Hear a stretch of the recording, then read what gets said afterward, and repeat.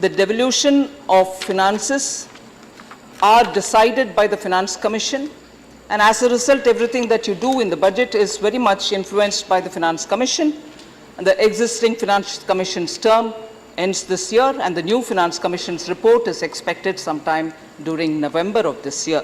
So as a result, I just want the context to be laid that the budget is being presented, was presented, on the one hand, having a bookend of the interim budget, which was presented in February, and on the other bookend, which is of the Finance Commission.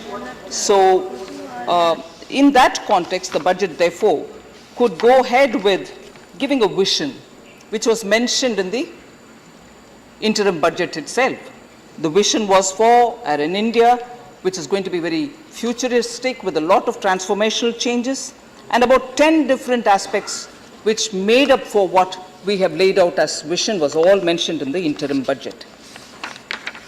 I shall not really completely recall each one of them, but it is important for us to keep that in the background, that this big picture which we tried projecting in this budget was essentially the big picture which comes out from the vision that we've laid out in the interim budget.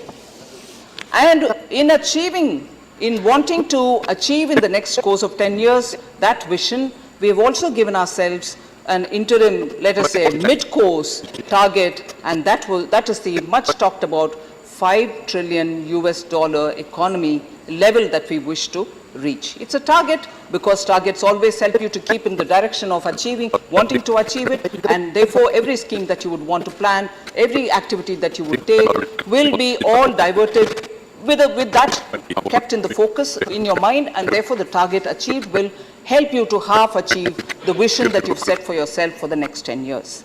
So with that said, a few things which are mandatorily things which are presented before the House, I shall just bring it out for the consideration of the House.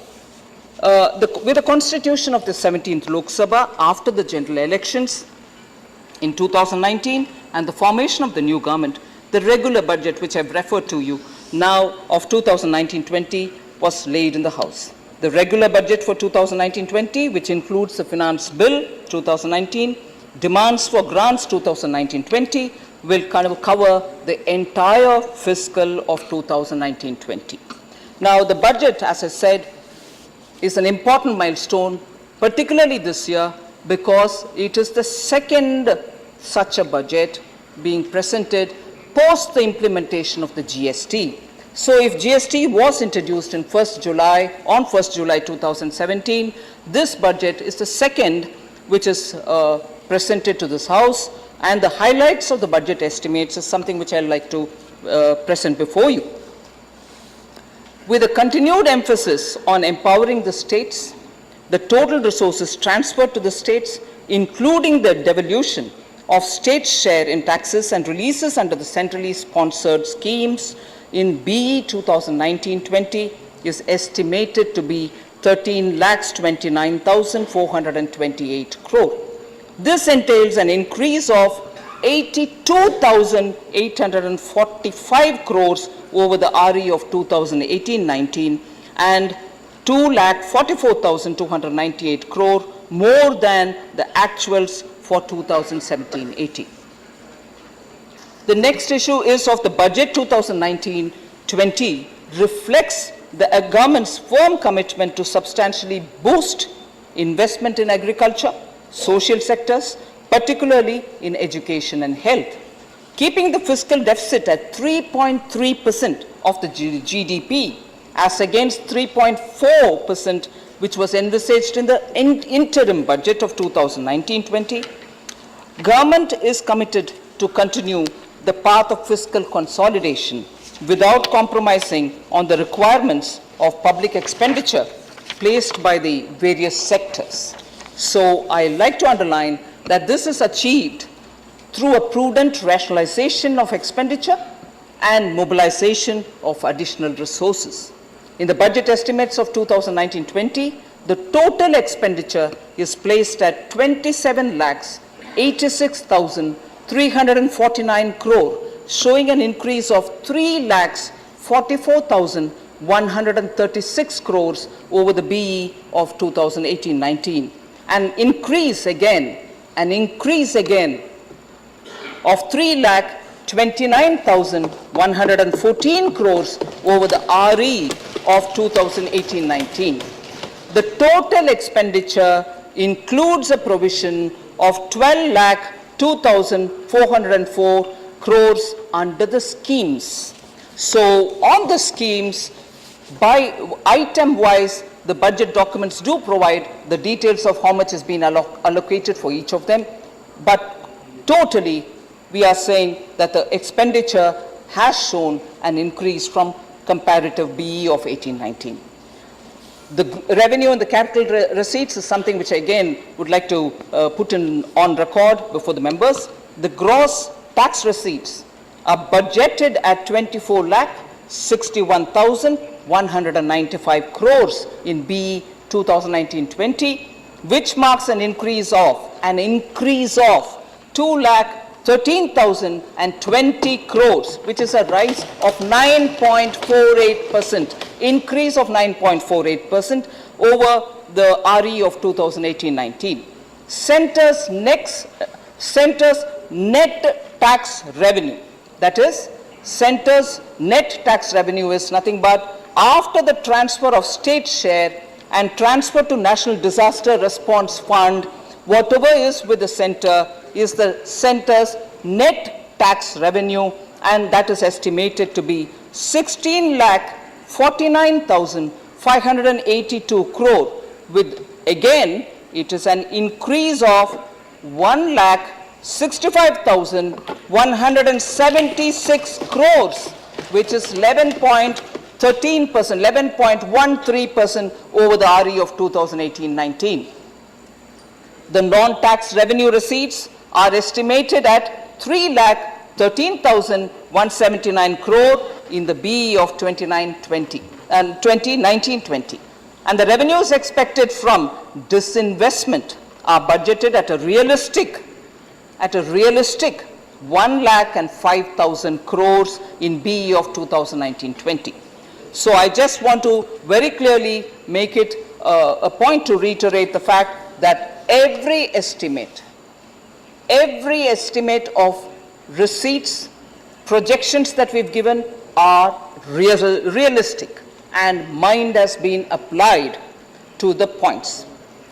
The projections made in the budget are realistic and adequately provided for, particularly for items of expenditure such as defense expenditure, pensions and salaries, internal security, and other welfare programs and establishment expenditure of the government. So, to fully finance these expenditure commitments, necessary resource mobilization from tax and non-tax revenues have all been envisaged. So I just want to make sure that members are assured that every figure that we've quoted, particularly those for the projections for revenue receipts, have been after due consideration and are realistic. So I just want to draw the attention of the House through you. When we say that we have a vision for India, when we say that mid-course we want to ensure that we reach the target of the economy's size to reach $5 million US dollars level, trillion US dollar level, it's not without a plan. And the plan is definitely, first of all, to increase investment which is coming into the country. And if we wanted to increase investment, what are the various steps we have taken in this budget, which are proposed, and those steps are taken into consideration because that will have directly an impact on the investment which can come into the country. And therefore, if that will promote the growth of the economy.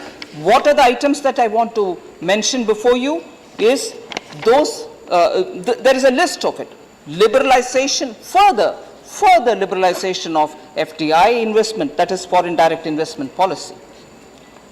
Lowering of corporate tax to the level of 25% for those whose annual turnover limit is not just up to 250 crores, but we have increased it to about 400 crores.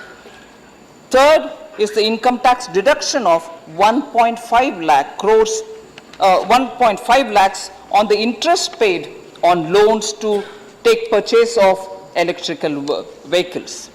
Then, moving the GST Council, which we propose to do, we are moving the GST Council for the reduction of GST rates on electrical vehicles from 12% to 5%. Further, government has also increased the scope of voluntary pension scheme for retail traders and shopkeepers. And then, by increasing the scope, we have only said now it will be available for everyone, every shopkeeper and every retail trader with an annual turnover of less than 1.5 crores. Further, we are also saying that the government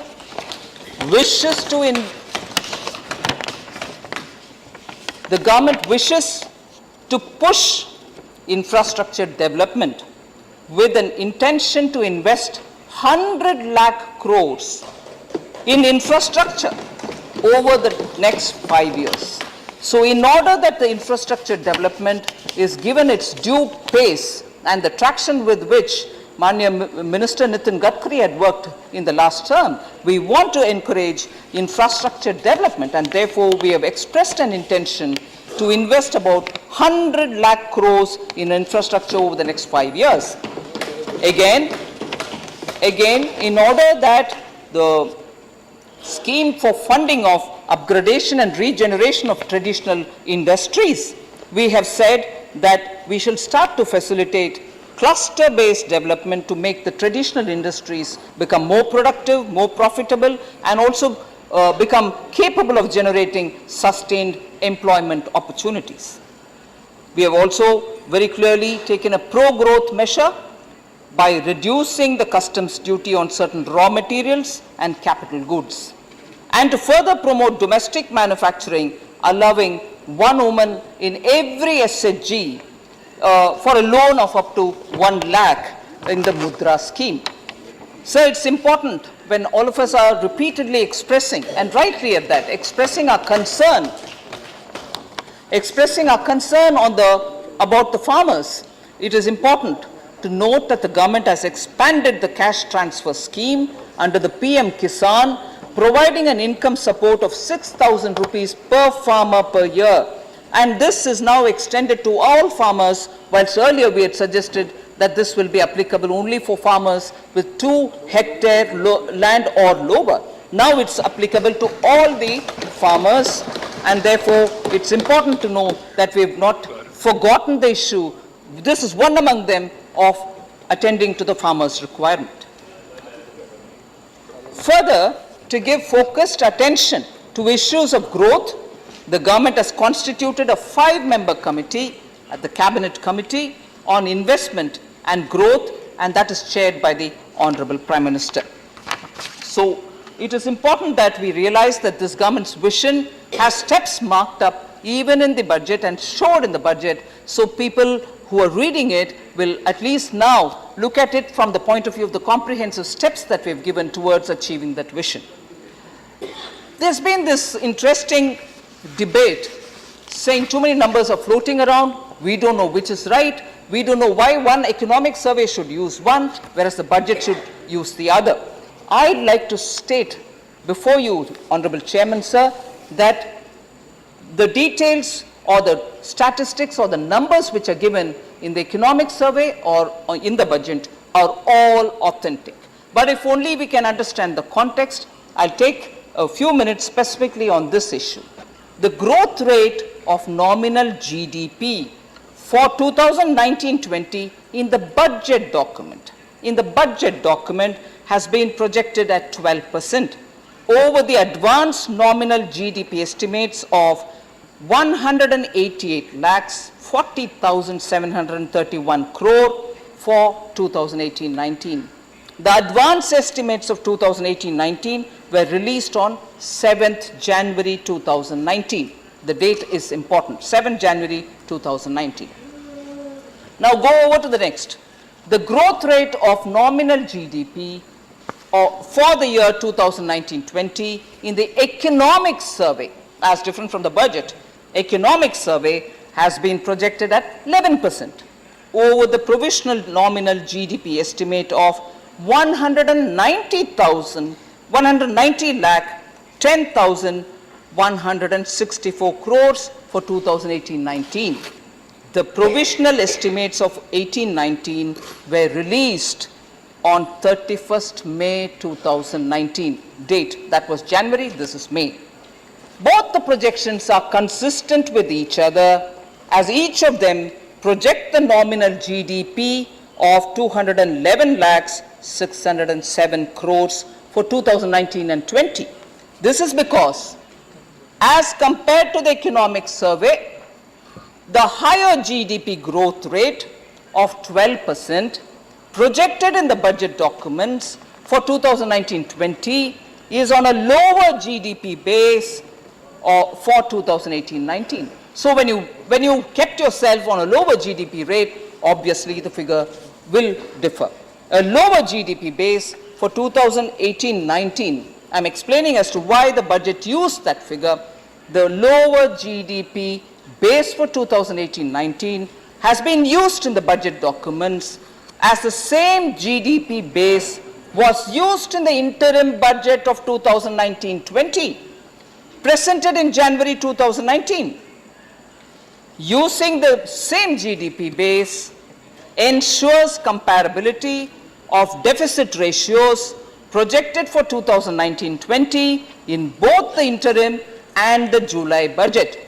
So for keeping comparison easier, like with like comparison to happen, budget documents have used those projections rather than the provisional estimates. So that explains why the figures were slightly different in economic survey, right in its own capacity, different from budget figures, right in their own capacity, all of which are authentic in their own way. So I hope this dispels the doubts people had about too many numbers floating around. So with just a very quick reference I want to make to the kind of funds which states receive, because disaster is a very serious issue on which center shares revenue with the states, and when you give it to different states as per a formulation arrived by the Finance Commission, monies go as per the formulation and there are no discretionary decisions made on that. Now therefore, central government, I just want to make this plain before this August House, central government provides funds through National Disaster Response Fund, NDRF, which is a cess-based fund meant for providing relief of immediate nature in case of natural calamities in states. NDRF is constituted under the section of 46 of the National Disaster Management Act of 2005. National Calamity Contingency Duty, the NCCD, is levied to finance the NDRF, and additional budgetary support is provided as and when necessary. The provision also exists to encourage any person or institution to make a contribution towards the NDRF. Eventual to the implementation of the GST itself, collection on account of the NCCD is on lower side, and therefore gross budgetary support is being provided to supplement the requirement in this respect as regards the NDRF fund. In addition, funds are also allocated under the State Disaster Response Fund, which is the SDRF, and as Finance Commission's grants. I want to just remind the members that the amount of annual contribution to the SDRF of each state for each financial year would be as recommended by the Finance Commission during its award period. So there's nothing that the central government does differently for different states. It's as per a formula which is given by the Finance Commission, and as long as that particular Finance Commission's years of currency hold those 5 years, it goes as per that formula. The share of the central government in the SDRF shall be remitted to the state governments in 2 installments, one in June and one in December.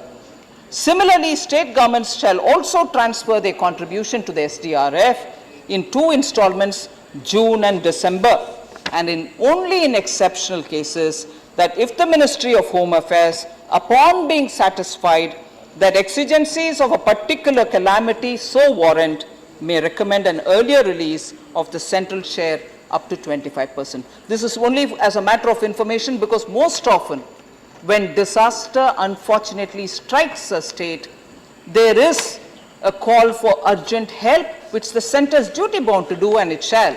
But there is no element of discretion here that we choose to give one to one state and lesser to some other state. The formulation is already given by the Finance Commission. So I want to just expand a bit on non-performing assets.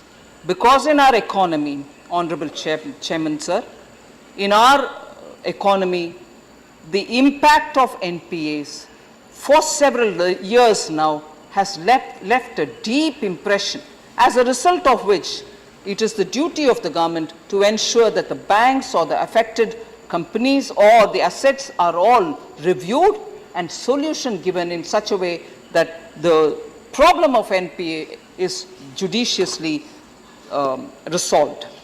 So the banking system in India had faced a lot of challenges in the backdrop of difficult global economic condition, and that lasted for a long period.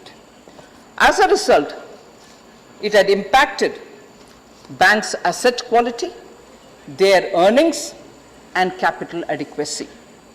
The problems in the banking sector have been further aggravated due to the stressed non-performing assets, which were recognized as such after the Reserve Bank in December 2015 did an asset quality review.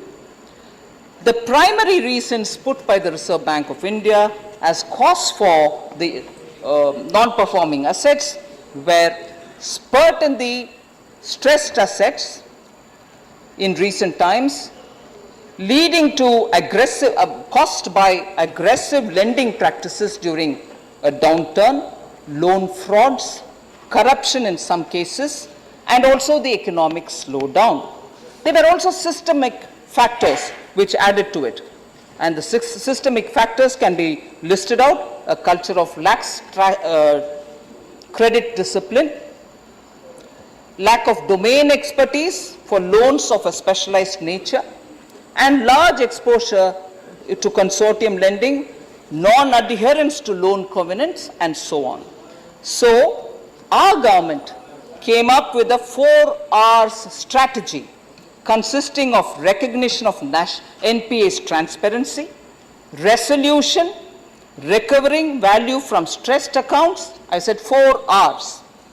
Resolution, recovering value from stressed assets, recapitalizing public sector banks. You've come to know that even in this current budget, we have given a large chunk of money for the recapitalization of banks, and reforms. So the 4 R's strategy of resolution, recovering value from stressed accounts, recapitalization, and reforms of the PSBs have resulted in a great deal of easing of the NPA situation. I just want to also tell you, comprehensive steps have been taken by our government to expedite and enable the resolution of NPAs through various other means also.